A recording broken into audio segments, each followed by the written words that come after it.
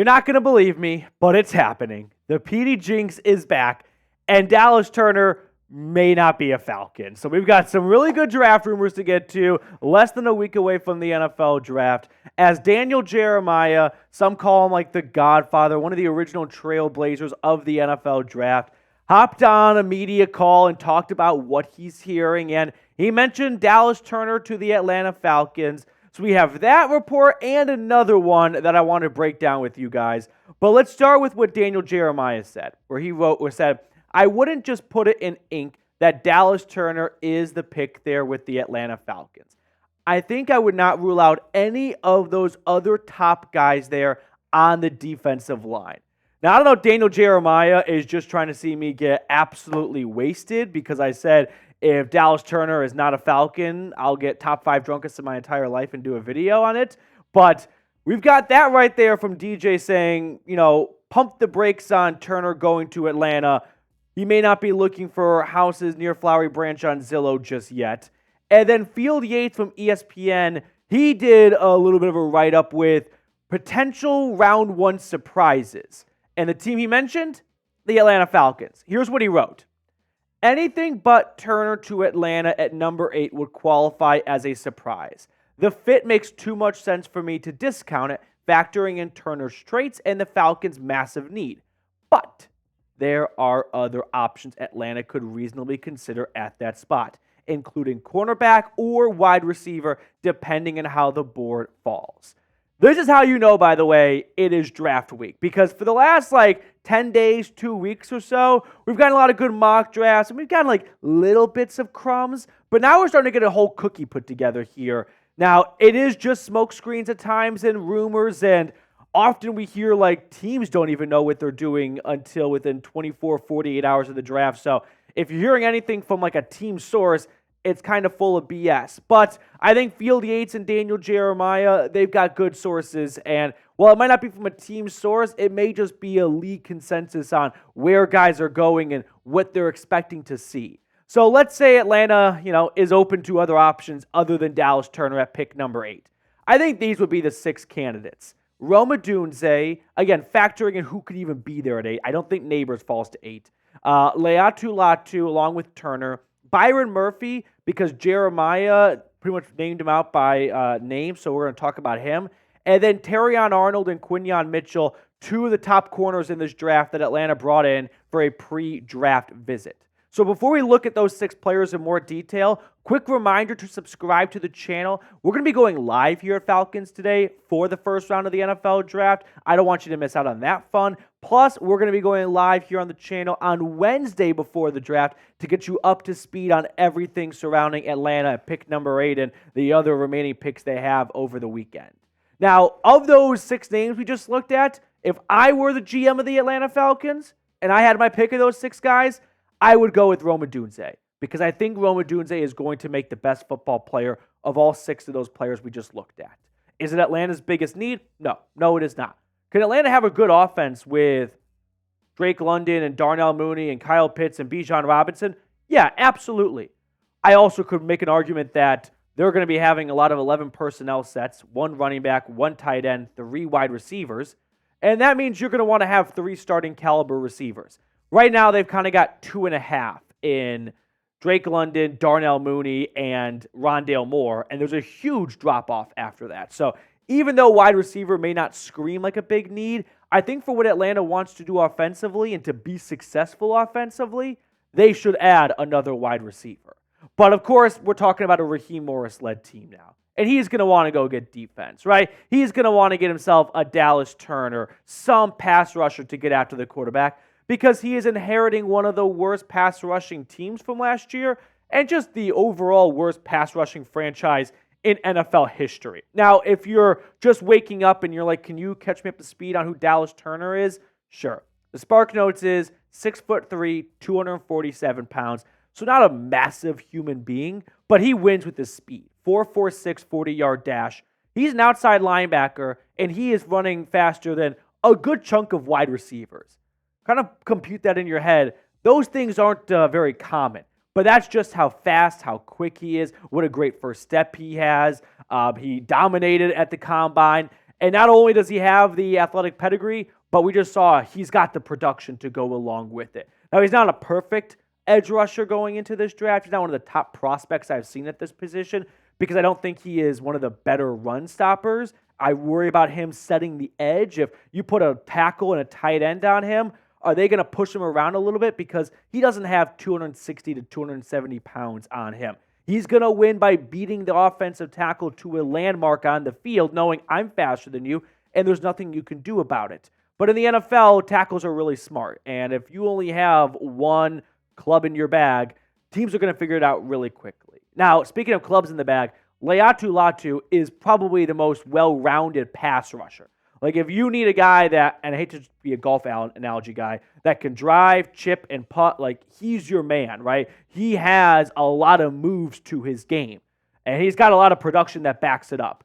He's 6'5", 259 pounds, so he's bigger than Dallas Turner. He's not quite as fast and nimble, 4.64, 40-yard dash, but he's no slowpoke. So don't look at that and go, oh, he's so much slower than Turner. This guy can't even move up and down the field. He's slower than molasses. No, that is not the case at all. He's very well-rounded. He doesn't have an obvious weakness.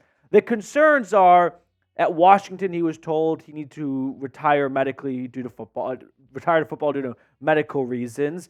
And the style in which he won in college football, I worry that it may not translate well to the NFL. And then the other pass rusher I'm going to toss out there, and maybe not a pass rusher, but a guy that can get after the quarterback, is Byron Murphy out of Texas. This is someone that Daniel Jeremiah thinks is going to go a lot earlier in the draft than people are expecting, and he's tossed out the idea of, what if Atlanta takes Murphy at pick number 8? This is what DJ had to say. It's a league that has placed an ever more premium on defensive tackles. I was talking to a general manager, and when you look around the league and we ask, who are the true impact dominant defensive tackles, there are maybe 7 or 8 of them. Edge rushers, it goes a lot deeper than that. Now, let's get to know Murphy for a moment before I talk about this potential pick. 6 foot, 297 pounds. Not a tree stump of a defensive tackle. He's not going to be a guy that can just sit in the middle of the defensive line and gobble up a guard and a center to free up linebackers. No, but the one-year starter from Austin had more pressures than any other interior defensive lineman last year in the FBS. He can get after the quarterback. He's got a great twitch to his game. He's got good lower leg quickness. And people are going to fall in love with those athletic traits because, like Daniel Jeremiah pointed out, there are often much better pass rushers from the edge position, because that's their job primarily, than from the interior defensive line position. So when you find a bit of a unicorn, a guy who can play defensive tackle 300 pounds and also get after the quarterback, those guys don't grow on trees every year in the draft. There's always going to be pass rushers in the draft. So Atlanta may feel like this is their one opportunity to try and get their next Grady Jarrett. And as Jarrett ages and comes off a torn ACL, I wouldn't put it past Atlanta to think this could be a really good opportunity to kind of reload at that position and go get another Pro Bowl pass rushing DT. But my suspicion is they're likely going to wait this one out and circle back to it maybe next year. I still think Grady Jarrett has a good amount of years left in the tank. And we're seeing some defensive tackles play really good football very late into their careers. Fletcher Cox, Brandon Graham, Javon Hargrave. So I don't see a reason why Jarrett can't be a part of that company. And my guess is we're going to see Raheem Morris want to really get after true pass rushers. And that means Dallas Turner, Jared Verse, or Laiatu Latu. But make the pick. If you were in charge of Atlanta's 8th overall pick, would you rather go Dallas Turner or would you rather go with Byron Murphy? I would lean towards Dallas Turner. I think Byron Murphy is going to make a really good football player, but I think that if we're talking about a combination of drafting for need and the almighty best player available, Turner's a really good fit. Now, let's say Atlanta throws a curveball at us, and they're like, we've watched all your videos, Petey. We're going to make sure you drink every single bottle of Everclear in Dallas-Fort Worth area. What would Atlanta do if they put off edge rusher till day 2 and target it with the 43rd overall pick or one of their 2 third-round selections? Here are some day 2 edge targets. Now, not all these guys are guaranteed to be there. Darius Robinson, the defensive end for Mizzou, is getting some late round 1 buzz, along with Chop Robinson. But outside of those 2 guys, I really expect the other 8 players to be available. And they all have their pros and cons. Marshawn Nealand is getting a lot of traction right now. He's one of those, athletic freaks that the production wasn't quite there, but if a team can kind of hone in on his powers, he could be an absolute menace. I would say the biggest name on screen is Penn State's Chop Robinson, because some people think he could be the number 2 pass rusher in this draft class. So Chop is 6'2", 254 pounds, and he ran a 4.48 40-yard dash. That is very close to what Dallas Turner ran. In fact, that was second among outside linebackers at the NFL Combine. A season ago for the Nittany Lions, just 15 tackles, 7.5 tackles for loss, and 4 sacks. That's where teams are getting hung up on him.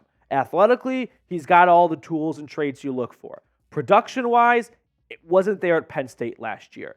And people are wondering, is he a bit of a one-trick pony?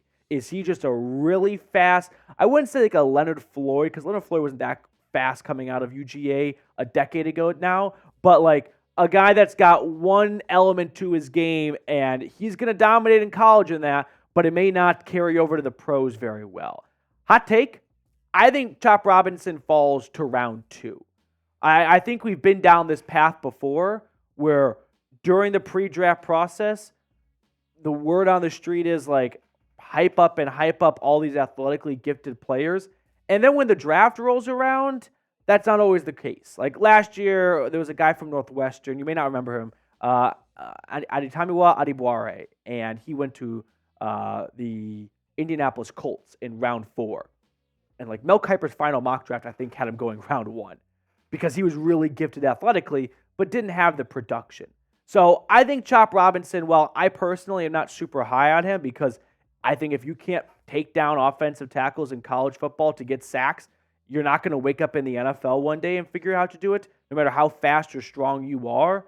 So I personally am not super high on Chop Robinson, but I can see how from the value standpoint at 43, if you don't go edge rusher in round 1, that may be too tough to pass on. I'm just going to add that if Chop Robinson is gone by 43 and Atlanta went like Rome Odunze or a cornerback at round 1, I don't want to see the Falcons reach on an edge rusher at 43. I understand that may be a little bit tough to hear because they would have gone picks 8 and 43 with like some combination of cornerback and wide receiver or defensive tackle. But don't force edge at 43 because there is a big drop-off in this edge class after the top 3 to 4 guys. And the guys you could get at 43, I think are going to be there at 70, whatever they're picking, 74, I think, and 79.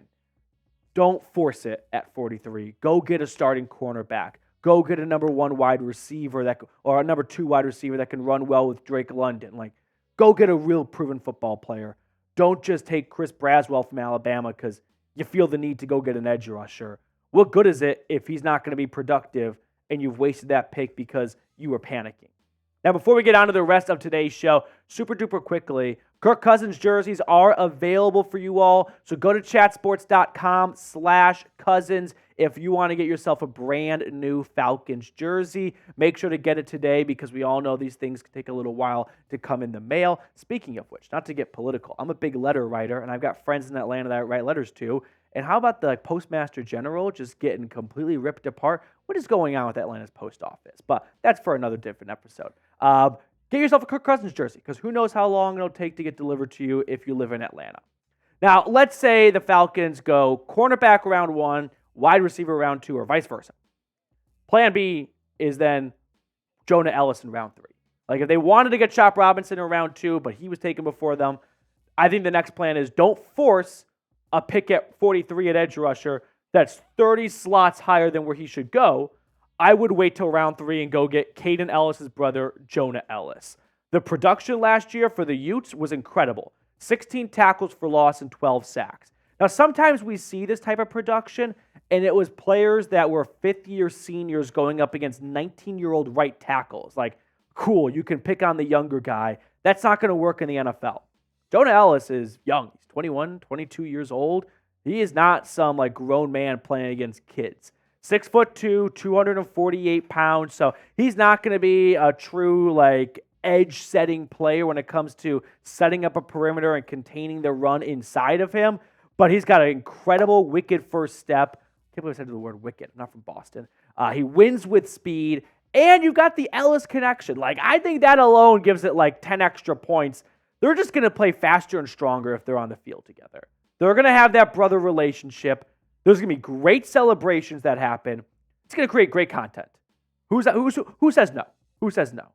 So to wrap up the video today, I said wicked. That was really weird. Yeah, that was dumb. What was I thinking? Are you okay with passing on an edge in round 1? You may not find a good player in rounds 2 or 3. I know in the NFL draft, we always believe every year, rounds 1, 2, and 3, all those guys have to be good because they're early picks. Go look at some previous drafts. There are already guys from round 2 of last year that we can deem are busts or not good. So are you okay with rolling the dice on getting an edge in rounds 2 or 3, knowing it may be slim pickings at that point? All right, that will do it for us on this edition of Falcons Today. Thank you so much for tuning in. Enjoy the rest of your Friday, and I'll see you all later.